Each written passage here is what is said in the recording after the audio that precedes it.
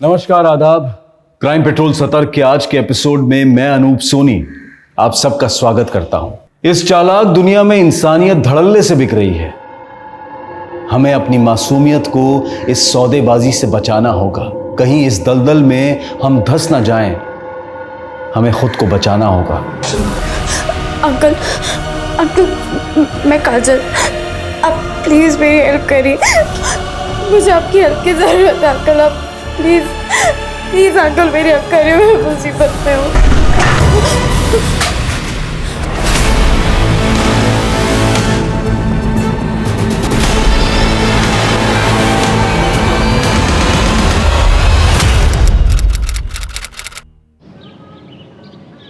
मनुष्य एक सामाजिक प्राणी है और उसकी जिम्मेदारी है समाज को बेहतर बनाने की। लेकिन आज के मनुष्य ने अपने स्वार्थ और लालच को समाज की दुर्गति है। आजकल के बच्चों को ना इंग्लिश स्कूल में पढ़ाने का एक ही नुकसान है, हिंदी में बहुत ही कच्चे होते हैं। और बेटा तुम तो पत्रकार की बेटी हो, फिर भी तुम्हारी हिंदी इतनी खराब। माँ, मैं ना आपके और पापा की तरह कोई जर्नलिस्ट नहीं हूँ। और वैसे भी मुझे ना इंग्लिश रिपोर्टर बनना है। अच्छा। देखना क्या टॉप की रिपोर्टर बनूंगी मैं। प्राइम टाइम पे मेरा शो आएगा। हाँ बन जाना टॉप की रिपोर्टर, लेकिन तेरी हिंदी भी मैं सुधार के रहूंगी। सुधार लेना। पहले आप ये बताइए कि हमारे पूज्य पिताश्री कब आ रहे हैं? बस आ रहे हैं वो। ठीक।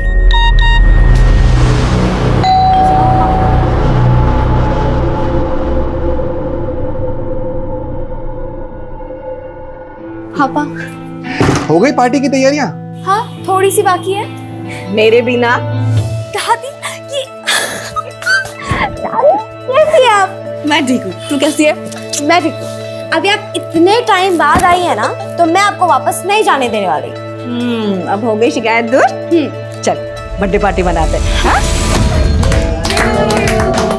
Happy birthday to you. Happy birthday dear Kajal. Happy birthday.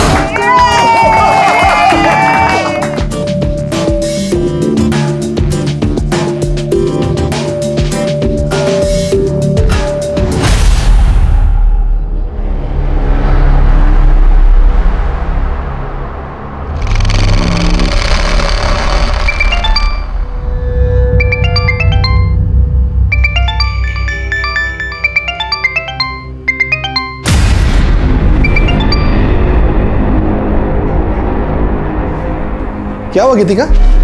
किसका कॉल था गीतिका? किसी का नहीं, ये टेलीकॉलर्स भी ना कॉल कर करके परेशान करते रहते हैं बस।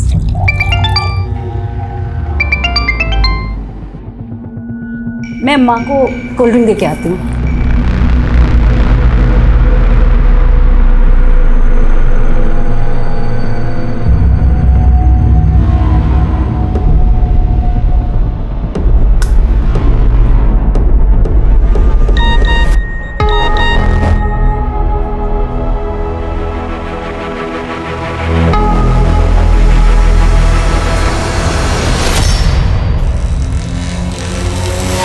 अच्छा, तो ये बात, ये छुपा रही हो तुम मुझसे?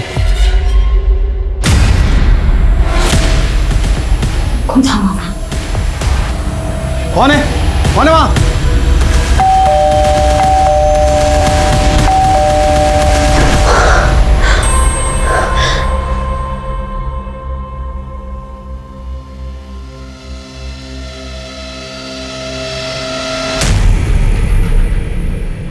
ले पहन ले, 10 मिनट के अंदर तैयार हो जाए। और हाँ, हाथ मुंह धो धा के अपने आप को ठीक कर ले।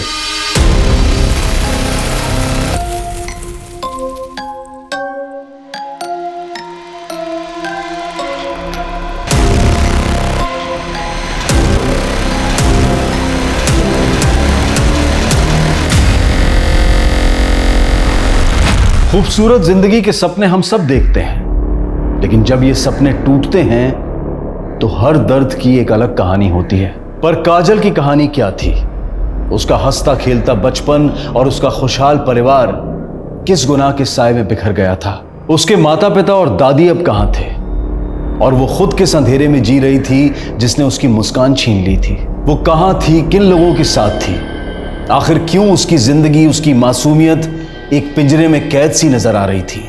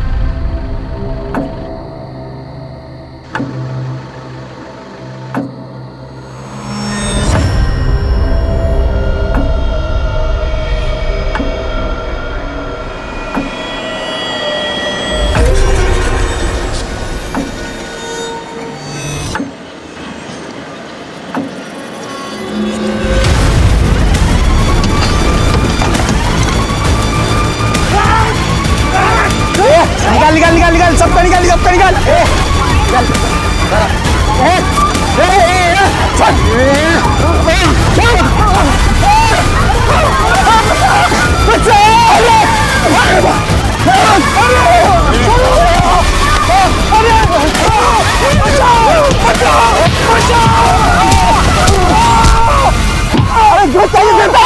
तू देगा हमको हमारे हाथ में क्या जंग लगाए अच्छा नहीं होगा रुक तेरा अच्छा करता हूँ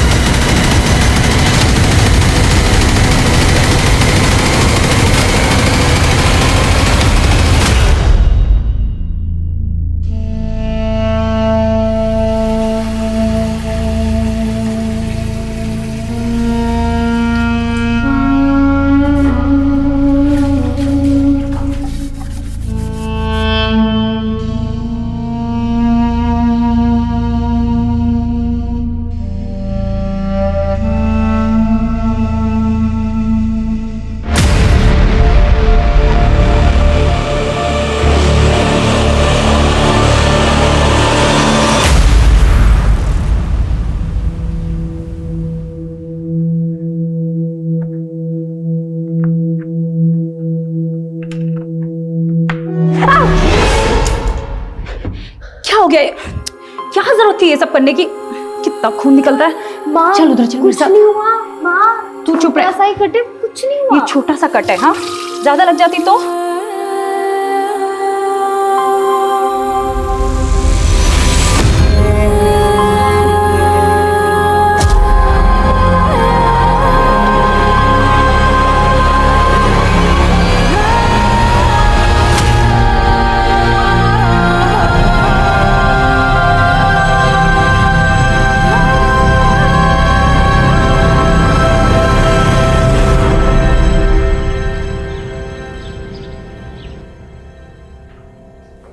सर अभी अभी खबर मिली है कि बाईपास पर एक फैमिली के साथ लूटपाट हुई है सर। उनके एक फैमिली मेंबर की हत्या कर दी गई और उनकी महिलाओं के साथ रेप हुआ है सर।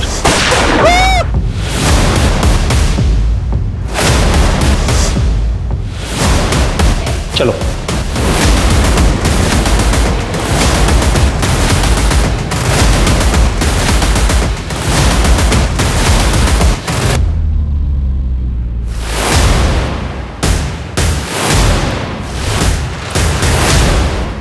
सर कल एक फ़ोन आया था जिसके बारे में, वारदात के बारे में इन्फॉर्म थी सर।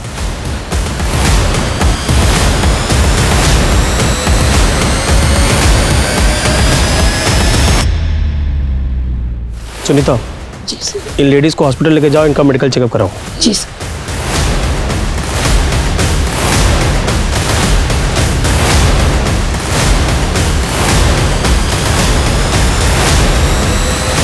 कैसे हुआ ये सब? कौन थे वो लोग?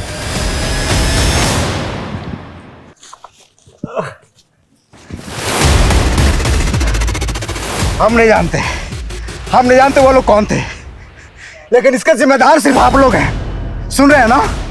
आपके इलाके में इतना बड़ा वारदात होता है, मेरा पूरा परिवार बर्बाद हो गया। आप लोग जिम्मेदार इसका। देखिए, उस परिवार का गुस्सा जायज है और ये लॉ एंड ऑर्डर की जिम्मेदारी किसकी है? आपकी है ना? और कर क्या रहे हैं आप लोग? आपकी वजह से जनता में मेरी छवि खराब हो रही है। सर, हम क्रिमिनल्स को पकड़ने की पूरी कोशिश कर रहे हैं और हम ये case senior officer Abhimanyu Jindal को हैंडओवर कर रहे हैं सर।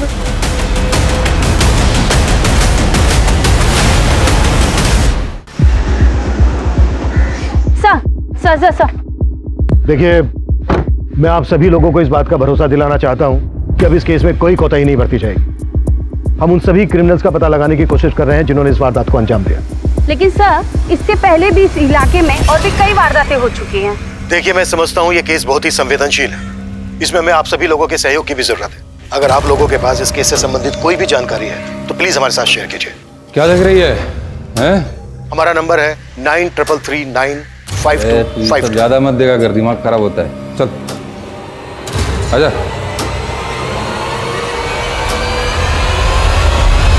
सर, जिस तरह की ये वारदात है, पिछले कुछ दिनों में ऐसी कई वारदातें हुई हैं। ऑन रिकॉर्ड इस एरिया में 5 अलग अलग जगहों पर 5 अलग अलग फैमिलीज के साथ रेप और लूटपाट की घटना हुई है। हो सकता है घटनाएं ज़्यादा भी हुई, लेकिन रिपोर्ट सिर्फ 5 हुई हैं। ये भी तो हो सकता है कि शीघ्र दूसरी जगहों पर भी फैला हो, लेकिन प्रेजेंट में हम इस केस को फॉलो करेंगे। जी सर। सर, ये फैमिली शादी के फंक्शन से घर लौट रही थी जब ये हादसा हुआ।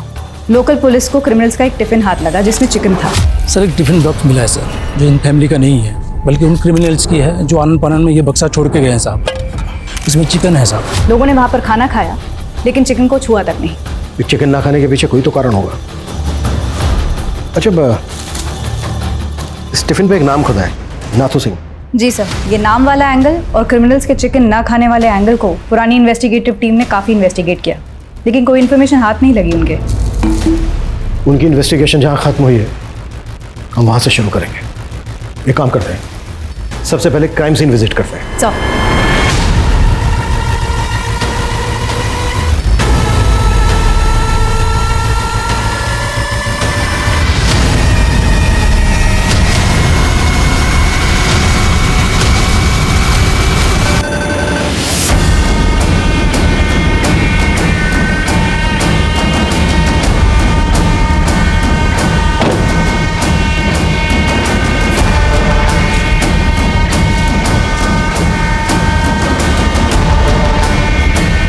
सर, ये जगह बाईपास रोड से लगभग आधा किलोमीटर जंगल के अंदर है। ये जो 5वीं वारदात हुई वो इसी लोकेशन पर हुई। इस 5वीं वारदात से पहले जो 4 वारदातें हुई थी वो यहाँ से करीब 8 से 10 किलोमीटर की दूरी पर हुई थी, और ये 5 वारदातें इसी बाईपास रोड के आसपास हुई हैं। इस रेडियस में कोई रिहाइश भी नहीं है। राइट सर, रात को इलाका और भी सुनसान हो जाता होगा, जिसका फायदा क्रिमिनल्स ने उठाया।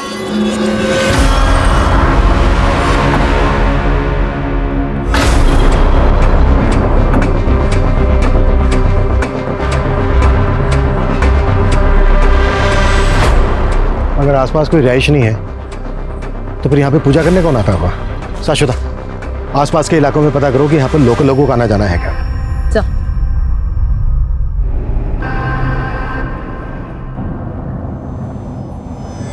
गाड़ी रोको, वापस लो, रिवर्स लो।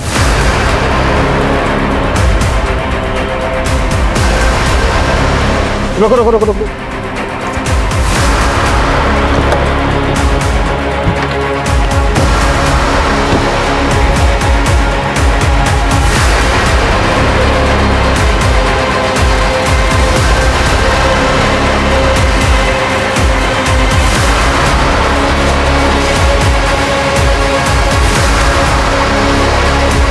अगर इस कच्चे रास्ते से क्राइम सीन पर जाएं, तो क्राइम सीन होगा यहाँ से लगभग 200 से 300 मीटर। और अगर प्रॉपर रोड से जाएं, तो क्राइम सीन का डिस्टेंस होगा लगभग 1 किलोमीटर। ये बैरिकेडिंग ऐसी जगह पर है कि यहां से क्राइम सीन का शॉर्टकट है। शाश्वता, पता करो कि ये बैरिकेडिंग वारदात होने के पहले से यहां पर लगाई जाती थी या वारदात होने के बाद से लगाई जाने लगी, और ये भी पता करो कि यहां पर किन पुलिस वालों की ड्यूटी होती है। Sir,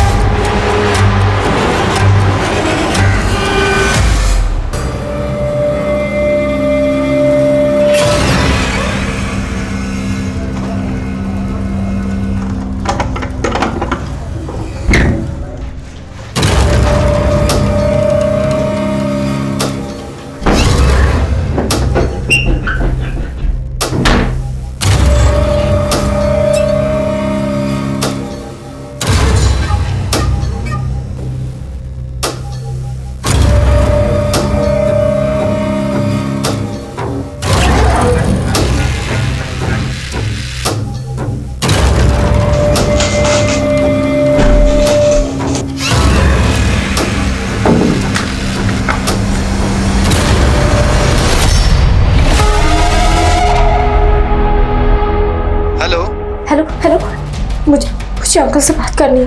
uncle? कौन अंकल? देखिए आप प्लीज अंकल को फोन दीजिए मुझे। Hello hello hello.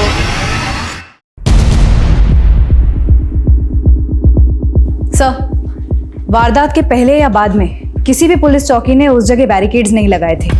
वो बैरिकेड्स वहां किसने पहुंचाए इसकी कोई इन्फॉर्मेशन नहीं मिल रही है। कहीं ऐसा तो नहीं है कि वो बैरिकेड क्रिमिनल्स के द्वारा इस्तेमाल किए गए हो? उसी बैरिकेडिंग से टारगेट सेट करके आगे इंफॉर्मेशन पास कर दी जाती हो। एक काम करो, विक्टिम्स की फैमिलीज को बुलाओ। सर, उस रात हम शादी से वापस लौट रहे थे और अचानक गुंडों ने हम पे हमला कर दिया। निकाल निकाल निकाल निकाल, सबका निकाल, सबका निकाल। अच्छा, जहां पर ये वारदात हुई उससे पहले तुम्हें कोई पुलिस बैरिकेडिंग मिली थी? सर, आधा 1 किलोमीटर पहले एक नाकाबंदी पे हमारी गाड़ी रुकवाई गई थी।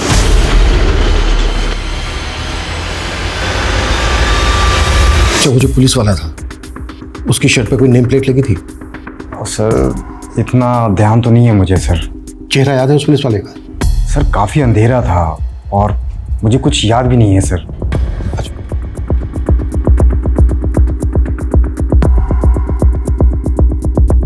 सर, क्राइम सीन के आसपास के रिहायशी इलाकों में हमने उस पत्थर के बारे में इंफॉर्मेशन निकाली जिस पर सिंदूर लगा हुआ मिला था, लेकिन वहाँ के लोग ऐसी कोई पूजा करते हों इसकी इंफॉर्मेशन नहीं निकली। अगर लोकल लोग वहाँ पर पूजा नहीं करते तो क्या क्रिमिनल्स ने वहाँ पर पूजा की होगी? सर, हो सकता है कि ये किसी ट्राइबल कम्युनिटी का काम। ऐसे समुदाय होते हैं जो धार्मिक भी होते हैं और ऐसी वारदातें भी करते हैं। आखिरी वारदात जिस दिन हुई उस दिन मंगलवार था और क्राइम सीन से हमें चिकन से भरा हुआ टिफिन मिला। अक्सर लोग मंगलवार को नॉनवेज नहीं खाते। हो सकता है किसी खास समुदाय के हों। ऐसे समुदाय के बारे में पता करो और इस वारदात से पहले जो 4 वारदातें हुई हैं उनकी फैमिलीज को बुलाओ।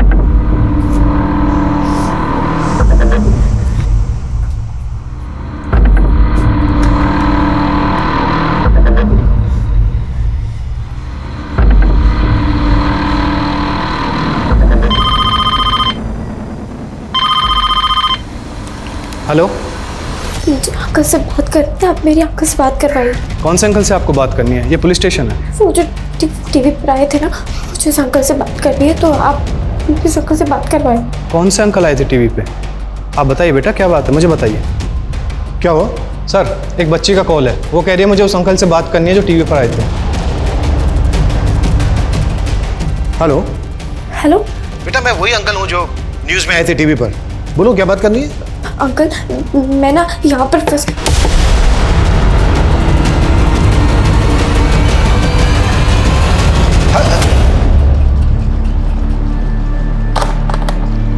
इस बच्चे का दोबारा से फोन आए तो बताना मुझे। सर,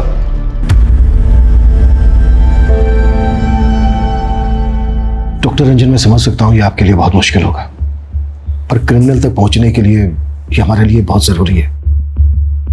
30 मई की रात को जो जो आपके साथ हुआ था, प्लीज वो हमें डिटेल में बताइए। सर, उस दिन मेरे नए क्लिनिक का ओपनिंग फंक्शन था। मैं अपनी फैमिली के साथ उस बाईपास रोड से घर लौट रहा था कि तभी 5 गुंडों लोगों ने हमारी गाड़ी का रास्ता रोक लिया और लूटपाट की सर। और सर, मेरी वाइफ और सिस्टर के साथ उन लोगों ने। सर, मैंने उनकी बहुत मिन्नतें की, लेकिन उन्होंने मेरी एक बात नहीं सुनी। मेरी बहन का रेप किया और सर मुझे बुरी तरह से मारा और सब कुछ लूट कर ले गए हमसे। सर, हमारे पति बिजनेसमैन थे, तो उस दिन हम लोग गोरखपुर से घर जा रहे थे। उन गुंडों ने हमारी कार पे कुछ फेंका, जिससे हमारी कार इनबैलेंस हो गई। उन लोगों ने हमारे पति को मार दिया और हमारे साथ। उस घटना के कुछ देर पहले एक चेक पोस्ट पे हमारी गाड़ी के पेपर चेक हुए थे। हाँ सर, वहाँ से कुछ देर पहले एक नाकाबंदी थी। हाँ सर, हमारी गाड़ी की भी चेकिंग हुई थी। इन 5 वारदात में एक चीज कॉमन है, चेक पोस्ट पर विक्टिम्स की गाड़ी को रोके जाना। I am sure in criminals के कुछ साथी फेक पुलिस वाले बनकर टारगेट सेट कर रहे थे, आगे इन्फॉर्मेशन पास कर रहे थे और उनके दूसरे साथी वारदात को अंजाम पहुंचा रहे थे। लेकिन सर, किसी भी विक्टिम ने क्रिमिनल का चेहरा नहीं देखा, क्योंकि वारदात के वक्त सबके चेहरों पर गमछे बंधे हुए थे। हाँ, लेकिन जो फेक पुलिस वाले थे उनका चेहरा तो देखा होगा, और हो सकता है विक्टिम्स में से किसी ने क्रिमिनल्स का चेहरा भी देखा हो। विक्टिम्स के साथ दोबारा से बात करो, फेक पुलिस वाले और क्रिमिनल्स, इनके स्केच बनवाओ। सर,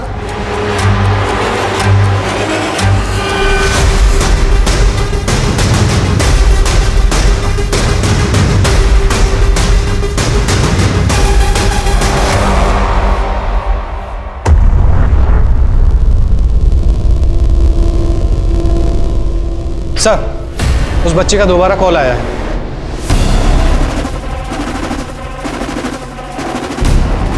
हेलो अंकल, मुझे आपकी हेल्प चाहिए। मैं बहुत मुसीबत में हूँ, आप प्लीज मेरी हेल्प करिए। हाँ हाँ बेटा, हम जरूर बचा लेंगे। अच्छा ये बताओ, तुम किस मुसीबत में हो और इस वक्त हो कहाँ पर?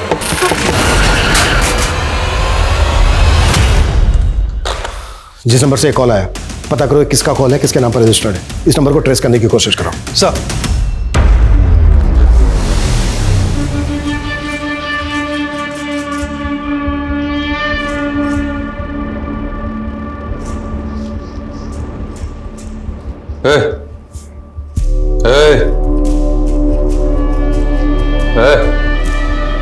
चलो, चलना नहीं है।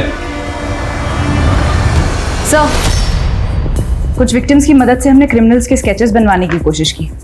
याददाश्त पर काफी जोर देने के बाद ये 7 स्केचेस बने हैं, लेकिन इनकी हुलियों को देखकर ये कहा नहीं जा सकता कि ये कितने एक्यूरेट हैं। अपना डेटा चेक करवाओ, हो सकता है इनमें से किसी का किसी नामी क्रिमिनल के साथ हुलिया मिलता है। अब तक जो ये 5 वारदातें हुई हैं, उनमें से पहली वारदात हुई 30 मई को, दूसरी हुई 5 जून को, तीसरी हुई 11 जून को, चौथी हुई 17 जून को और ये आखिरी हुई 23 जून मंगलवार के दिन। 30 मई को जो हुई थी उस दिन सैटरडे था, 5 जून को जो हुई उस दिन फ्राइडे था, 11 जून को जो हुई उस दिन थर्सडे था, 17 जून को जो हुई उस दिन वेडनेसडे था, 23 जून को जो हुई उस दिन ट्यूसडे था, यानी कि मंगलवार। गौर करने वाली बात यह है कि एक वारदात से दूसरी वारदात के बीच 6 दिन का गैप है, 6 डेज। लेकिन जो ये आखिरी वारदात हुई थी 23 जून को मंगलवार के दिन, तब से लेके अब तक 10 दिन हो गए, कोई वारदात नहीं हुई है। 10 डेज।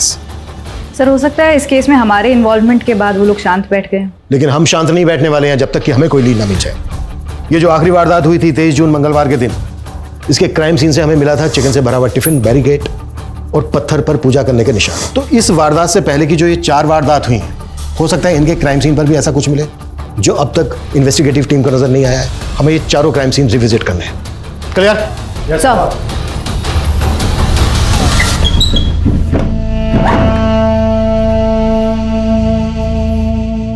ले, तेरे लिए दूध लाया हूं, फटाफट पी ले। सुना नहीं? दूध लाया हूं, फटाफट पी ले। नहीं मानेगी, मुझे अपने तरीके से ही पिलाना पड़ेगा। चल, मुंह खोल, मुंह खोल, मुंह खोल। इधर चल।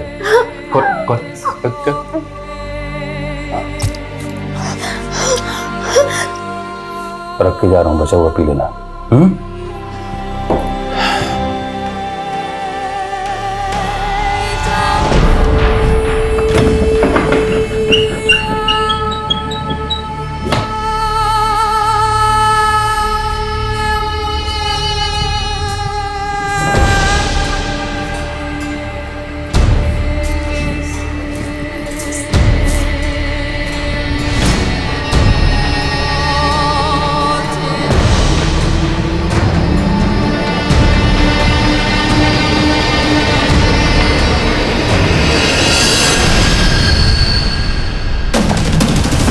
सर, उस बच्ची का दोबारा कॉल आया है, लेकिन उसकी आवाज नहीं आ रही।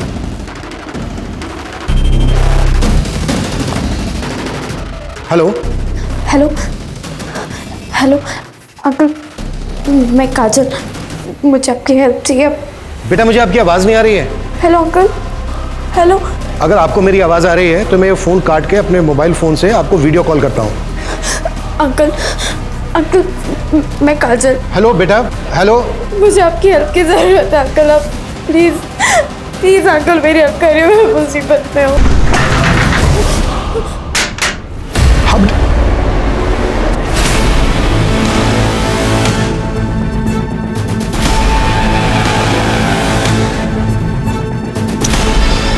स्विच ऑफ हो गया। बच्ची काफी घबराई हुई लग रही है। ऐसा लग रहा है जैसे किसी मुसीबत में हो, उसको कहीं बंद करके रखा गया हो।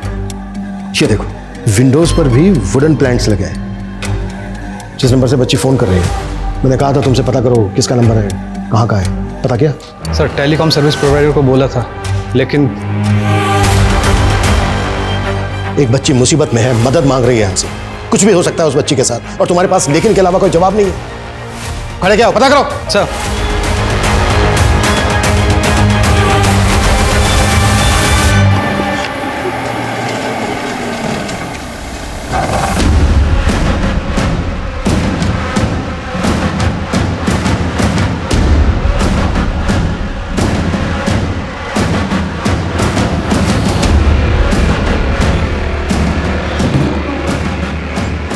सर, जिस नंबर से वो बच्ची कॉल कर रही थी वह किसी जयदेव वर्मा के नाम से नील कटरा के एड्रेस पर रजिस्टर्ड है, और वो नंबर काफ़ी टाइम से भी बंद आ रहा है। और सर, ये जयदेव की फ़ोटो। अच्छा, जिस वक्त बच्ची ने कॉल किया था उस वक्त वो नंबर कहाँ पर एक्टिव था? सर, गौतम नगर।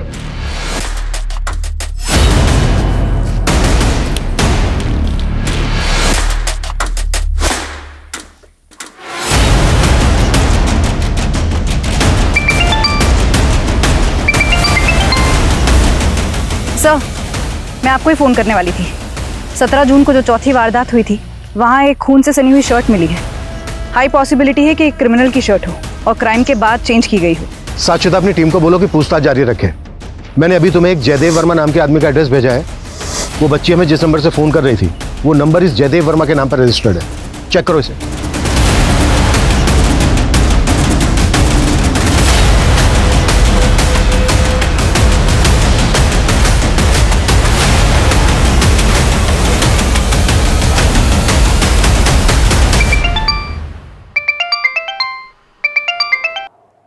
हाँ शाश्वता। सर, जिस जयदेव वर्मा का आपने एड्रेस भेजा था, वहाँ कोई जयदेव रहता ही नहीं है। आई थिंक वो नंबर फेक आईडी पर लिया गया है। उस नंबर के कॉल रिकॉर्ड्स में हमें 2 नंबर और भी मिले, वो दोनों भी फेक आईडी पर लिए गए। वो बच्ची जरूर गलत लोगों के चंगुल में फंसी है। उस बच्ची ने जिस नंबर से हमें फ़ोन किया था, वो नंबर उस वक्त गौतम नगर में एक्टिव था। गौतम नगर बहुत बड़ी कॉलोनी है। एक काम करो, एक टीम बनाओ, उस टीम को बच्ची का फोटो दो। स्क्रीनशॉट लिया था मैंने, हो सकता है उस एरिया में बच्ची का फोटो देख के उसे कोई आइडेंटिफाई कर ले।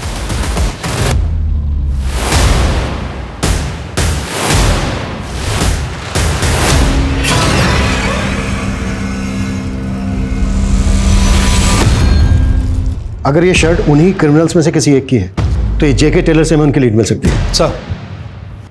सर, शांति नगर पुलिस थाने से उस बच्ची के बारे में पता चल गया जो लगातार हमें फ़ोन करती रहती है। सर, लगभग 1 साल पहले इस बच्ची के माँ बाप की मौत एक कार एक्सीडेंट में हो गई थी, तभी से ये बच्ची मिसिंग है। वो बच्ची 1 साल से मिसिंग है। उसकी फैमिली में और कौन कौन है? सर, इसकी दादी है और चाचा है।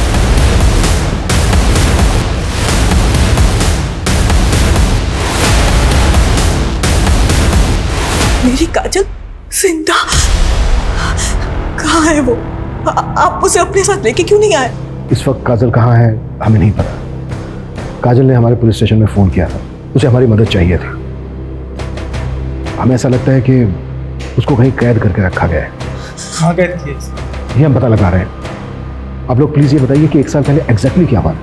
काजल उस दिन मेरे बेटे और बहू के साथ ही थी।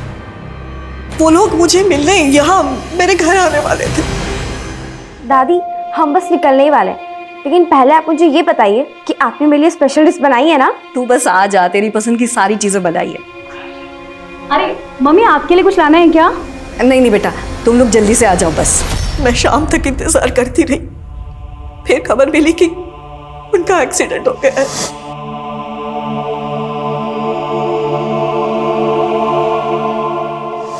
पुलिस ने कहा कि मेरे बेटे और बहू का एक्सीडेंट हुआ था, पर काजल वहां थी ही नहीं। उसमें ऐसा कैसे हो सकता है कि काजल भैया और भाभी के साथ नहीं होगी? इसलिए मम्मी को उन पे शक हुआ। मुझे तो ये भी लगा था कि मेरे बेटे और बहू का एक्सीडेंट नहीं बल्कि हत्या हुई थी। पोस्टमार्टम रिपोर्ट में तो ऐसा कुछ नहीं। सब कुछ झूठ लिखा था साहब। मैंने अपनी आंखों से मेरे बेटे और बहू की लाशें देखी थी। वो एक्सीडेंट नहीं था। मेरी बहू के पैर पे खून के निशान थे, जबकि वहां कोई चोट लगी नहीं थी। हमने कितना कहा लेकिन किसी ने हमारी नहीं सुनी। उस वक्त किसी पर शक था आपको? नहीं सर, हमें ऐसा कोई अंदाजा नहीं है सर। लेकिन हाँ, हमें ये जरूर लगा था कि भैया और भाभी जर्नलिस्ट थे और शायद इसी वजह से उन्हें टारगेट किया जा रहा था सर। काजल ने जिस नंबर से हमें फ़ोन किया था, वो नंबर उस वक्त गौतम नगर में एक्टिव था। गौतम नगर में आपकी जान पहचान का कोई रहता है, कोई ऐसा जिस पर शक हो आपको, जो काजल के साथ ऐसा कर सकता हो या आपके बेटे बहू के साथ ऐसा कर सकता हो? नहीं सर, कोई भी नहीं है सर जिस पे हमें शक हो। लेकिन सर हम बस ये चाह रहे हैं आप काजल को प्लीज़ जल्दी ढूंढ दीजिए सर, हमें उसकी बहुत चिंता हो रही है। काजल जिस शोषण का शिकार हो रही थी, क्या उसी घिनौने मंसूबे की वजह से किसी ने काजल से उसके माता पिता को छीन लिया था? क्या काजल के माता पिता वाकई 1 साल पहले एक्सीडेंट का शिकार हुए थे, या फिर काजल की दादी का शक सही था? क्या काजल अपने माता पिता के किसी जानने वाले के गुनाह का शिकार हो रही थी, या फिर उसके अपराधी कोई गैर थे? काजल की दादी के मन में अब एक उम्मीद की किरण जागी थी, पर पुलिस की चुनौती ये थी कि क्या वो काजल को ढूंढ पाएगी। वहीं सीरियल हाईवे रॉबरीज में पुलिस एक जेके टेलर नाम की शॉप की तलाश कर रही थी, पर क्या यह तलाश उन्हें सही दिशा दे पाएगी? हाँ मैडम, ये मेरा ही टैग है। ये शर्ट मैंने बनाई है। किसने बनवाई थी तुमसे? और मैडम रोजाना इतने सारे ग्राहक आते हैं यहाँ पे, अब ये बताना थोड़ा मुश्किल हो जाएगा। इनमें से किसी को जानते हो? मैडम ये तो एकदम सुनील साहब जैसे दिख रहे हैं। वो भी आपकी तरह पुलिस में है और उनको पुलिस की वर्दी मैं ही सिल के देता हूँ। कहाँ रहता है ये सुनील? आइए मैडम, ये उनका घर।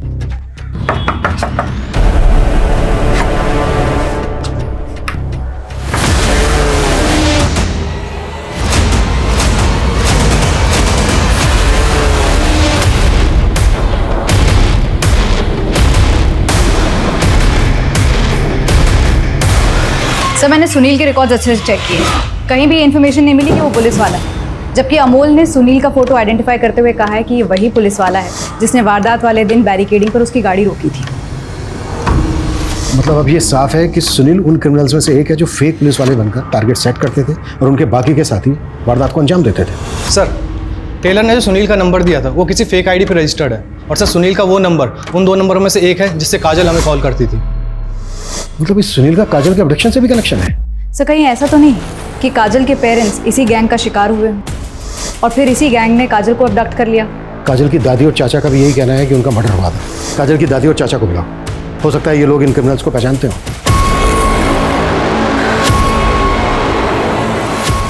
इनमें से तो हम किसी को नहीं जानते, पर ये आदमी का चेहरा कुछ दिखा दिखा लग रहा है। कहाँ देखा था आपने इसको?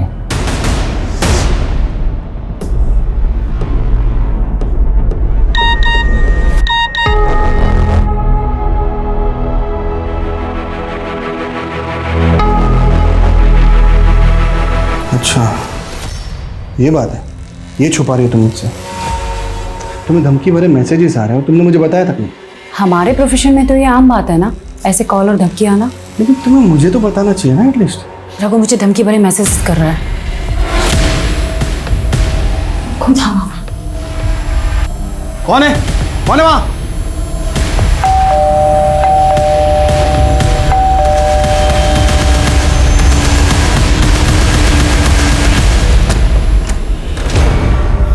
तू, तेरी हिम्मत कैसे हुई गीतिका को धमकी देने की? हा? चल दे, आराम से शान।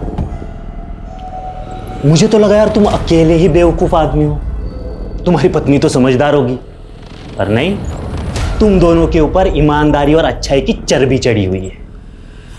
अब पते की बात सुन लो, केस जो है ना वापस ले, नहीं तो सबको मार देंगे। किस वजह से ये आदमी आपके बेटे और बहू को धमकी दे रहा था? वो हमने हमारे बेटे और बहू को बाद में पूछा भी था, पर उन्होंने हमें कुछ नहीं बताया। एक तरफ हाईवे पर लूट और रेप के केस, और दूसरी तरफ उन क्रिमिनल्स में से एक क्रिमिनल काजल की फैमिली के पर्सनल स्पेस तक पहुंच गया। से हाईवे रॉबरीज के 5 केसेस काजल के केस से बिल्कुल अलग लग रहे हैं। काजल के पेरेंट्स की संदिग्ध हालत में मौत और उसको कैप्टिव रखना, इसके पीछे कोई बड़ा मकसद लग रहा है सर। अब तक हम मानकर चल रहे हैं कि काजल को गौतम नगर में कहीं कैप्टिव करके रखा गया होगा। एक काम करो, गौतम नगर में क्रिमिनल्स के बारे में पूछताछ करवाओ, शायद वहां पर किसी ने किसी को देखा हो।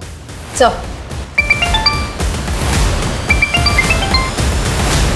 जैन सर, पुलिस चारों तरफ से दबाव में थी। सीरियल हाईवे रॉबरीज के केस की तरह अब काजल मिसिंग केस भी मीडिया में छाने लगा था, और काजल के माता पिता की सस्पिशियस डेथ केस को रीओपन करने की मांग लगातार उठने लगी थी। पुलिस को अब यह डर लग रहा था कि कहीं इस गहमा गहमी में क्रिमिनल काजल की जान ना ले ले, क्योंकि इस खतरे से काजल को बचा पाना आसान नहीं था। हाँ सर, ये बच्ची को मैंने कई बार देखा हूँ। ये लड़का मेरे ऑटो में कई बार इसको लेके जाता था। ये दोनों लड़के और बच्ची अब कहाँ मिलेंगे, और तुम इनको कहाँ से पिक करते थे अपने ऑटो में?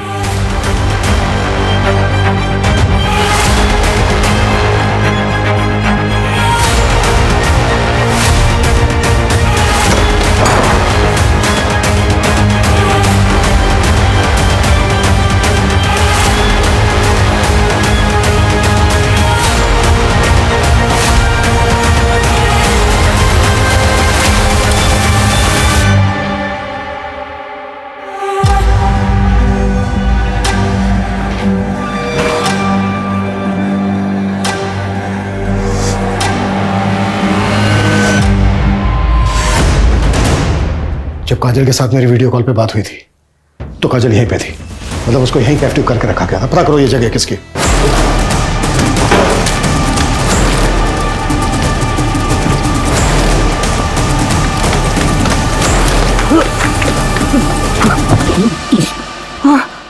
काजल कहाँ है? मुझे नहीं मालूम, उसको दिलीप लेके गया था। कौन दिलीप, और कहाँ ले गया था? वो सब मुझे नहीं मालूम। 1 साल पहले काजल का किडनैप तुम ही लोगों ने किया था ना?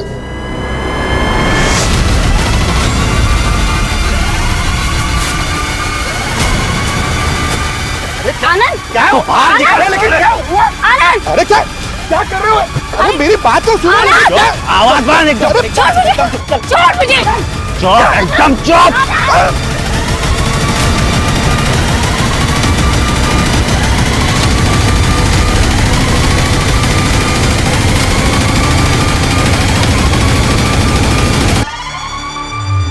और पिछले 1 साल से साहब उससे मजे कर रहे हैं। ये जो हाईवे पे लूट और रेप के केसेस होते थे, ये सब भी तुम उसी साहब के कहने पे करते थे ना? नहीं साहब, इसमें हमारे साहब का कोई हाथ नहीं है। ये तो हमारे समुदाय का पुराना धंधा है। हम अपने देवता को प्रसन्न करते हैं, और हम में से एक पुलिस के भेष में बैरिकेडिंग लगा के टारगेट सेट करता है और हमको इन्फॉर्म कर देता है। कि सुनील तो तुम्हारे लिए काम करता था, फिर उसको क्यों मारा? उसके साथ बंटवारे के लिए झगड़ा हो गया था, तो मेरे लोगों ने उसको मार दिया। देख, सब कुछ तो बता दिया तूने, अब ये भी बोल दे कि तेरा सांप कौन है और काजल कहाँ है। पिछले 1 साल से मालिक के लिए तुझे संभाल के रखा था, बिल्कुल कांच की तरह, खरोच भी ना पाए, लेकिन अब मालिक ने बोल दिया कि तुझे खत्म कर दूं। लेकिन ऐसे कैसे हैं? मेरे भी तो कुछ अरमान है, उनको भी तो पूरा करना है, हैं?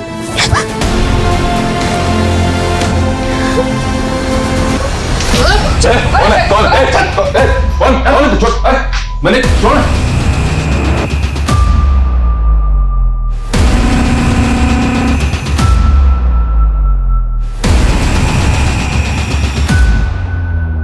देखो बेटा, डरो मत, तुम्हें डरने की कोई जरूरत नहीं है, अब तुम हमारे पास हो, कुछ नहीं होने देंगे हम तुम्हें।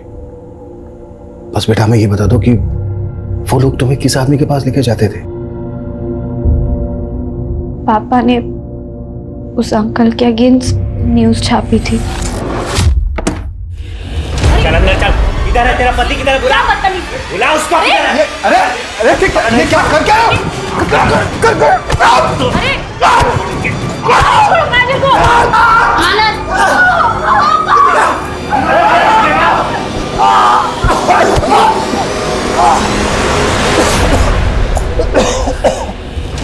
पत्रकार साहब, बड़ी तेज कलम चलती है आपकी।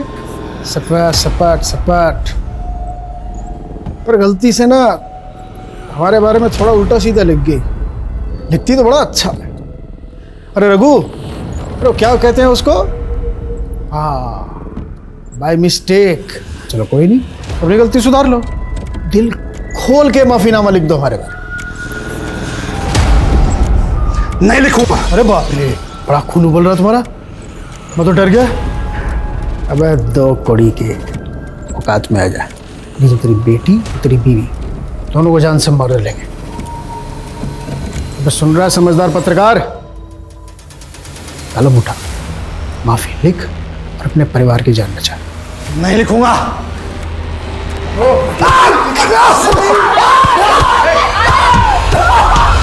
उसके करप्शन की एविडेंस थे, इसलिए उसने साहब ने बोला था कि उनकी मौत ऐसे हो जैसे एक्सीडेंट लगे, तो मैंने उनको मार के कार में डाल दिया और कार को खाई में फेंक दिया। तुम्हारा हिसाब कौन है?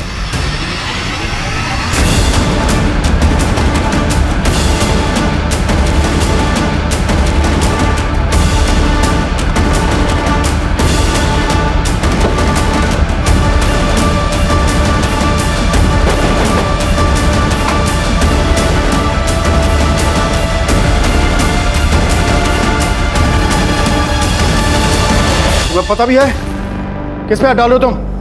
2 मिनट के अंदर ना तुम्हारी वर्दी छिन जाएगी तुमसे। हमारी चिंता छोड़िए, अपनी सोचिए मंत्री जी। आपकी तो कुर्सी भी गई और इज्जत भी। ये फाइल देख रहे हैं आप, इसमें आपके सभी कुकर्मों का हिसाब किताब है।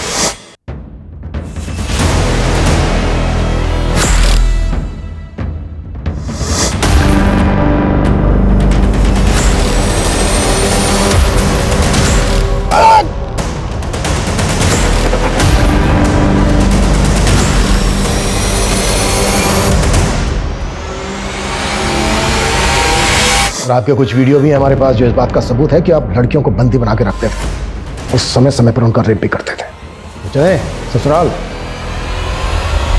काजल के माता पिता द्वारा जुटाए गए सबूतों और काजल के बयान के आधार पर पुलिस ने पशुपति के खिलाफ चार्जशीट फाइल की। वहीं रघु और दिलीप के बाद पुलिस ने निम्बट समुदाय के बाकी क्रिमिनल्स को गिरफ्तार कर लिया जो कि एक लंबे समय से हाईवे रॉबरीज में इन्वॉल्व थे। 1 साल के लंबे इंतजार के बाद आखिरकार काजल अपनों के बीच पहुंच गई, लेकिन अपनी आंखों के सामने अपने माता पिता की हत्या देखने के बाद वो पशुपति और बाकी के अपराधियों के बीच रोजाना शोषित हो रही थी। पर फिर भी उसने हिम्मत से काम लिया और अपनी आवाज पुलिस तक पहुंचाने की कोशिश की। काजल अपने दर्द से कभी नहीं उबर सकती, लेकिन फिर भी वो रिपोर्टर बनकर अपने स्वर्गीय माता पिता का सपना पूरा करना चाहती है। हम उम्मीद करते हैं कि काजल के सपने जरूर पूरे हों। अब मैं अनूप सोनी आपसे विदा लेता हूं, फिर मुलाकात होगी क्राइम पेट्रोल सतर्क में एक और नए केस के साथ। तब तक अपना और अपने परिवार का ख्याल रखें, सतर्क रहें, सुरक्षित रहें और देखते रहें क्राइम पेट्रोल सतर्क। जय हिंद।